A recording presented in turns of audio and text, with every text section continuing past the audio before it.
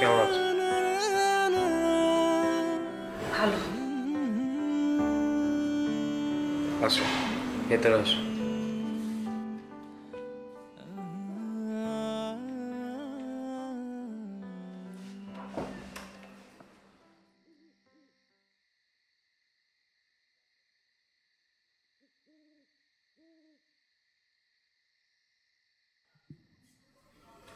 বসো।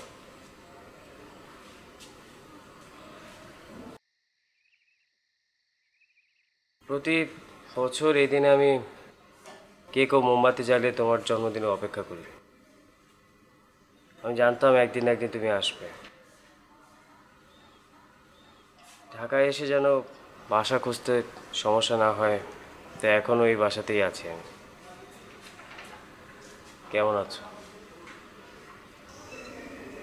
তুমি আমাকে এখনো এত ভালোবাসো কেন?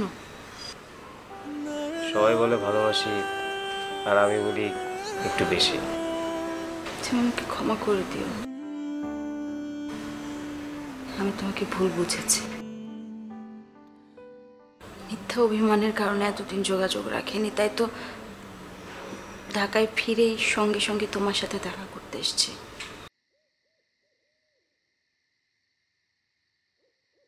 চলো কেক কাটি।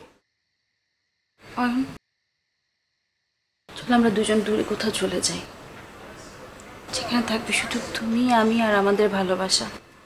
ধরে নেব আমাদের জীবনে 10টি বছর কখনো আসেইনি। তা আর হয় না। আমি চাই না আমার কারণে কারো সংসার ভাঙুক। শুনেছি তোমার একটা ছেলে আছে। তুমি আমার কাছে চলে আসলে আমার হাজবেন্ডের কোনো সমস্যা হবে না, কিন্তু ওর ছেলেটা বাবা মার ভালোবাসা থেকে বঞ্চিত হবে। তোমার ভুলের শাস্তি ও কেন পেতে যাবে? আমার মাও ছোটবেলায় আমাকে ছেড়ে চলে গেছে। আমি কখনোই আমার বাবা মার স্নেহ ভালোবাসা একসাথে পাইনি। আমি চাই না আমার মতো কোনো সন্তান তার বাবা মার ভালোবাসা থেকে বঞ্চিত।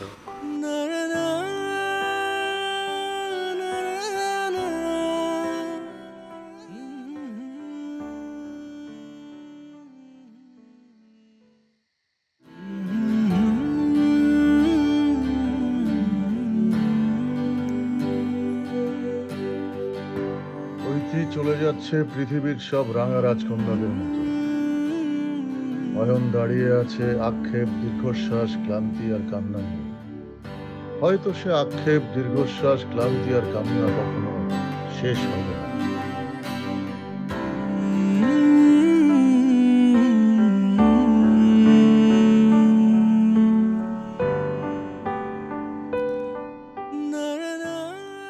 শেষ পর্যন্ত তৈরি আমার তো বাইরে বিজয়। বিজয়? অন্যের প্রেমিকাকে বিয়ে করার মধ্যে কোনো বিজয় নেই, বরং পরাজয়ের গ্লানি আছে।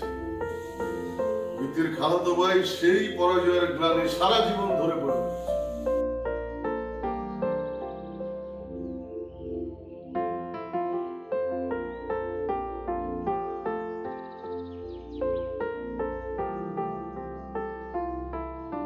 খালাতো ভাইয়েরাই সবসময় ব্যর্থ প্রেমের গ্লানি হয়ে যায়।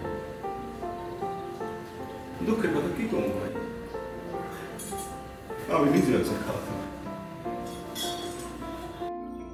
অন্যের প্রেমিকাকে বিয়ে করে ব্যর্থ প্রেমের গ্লানি হয়ে যাচ্ছে।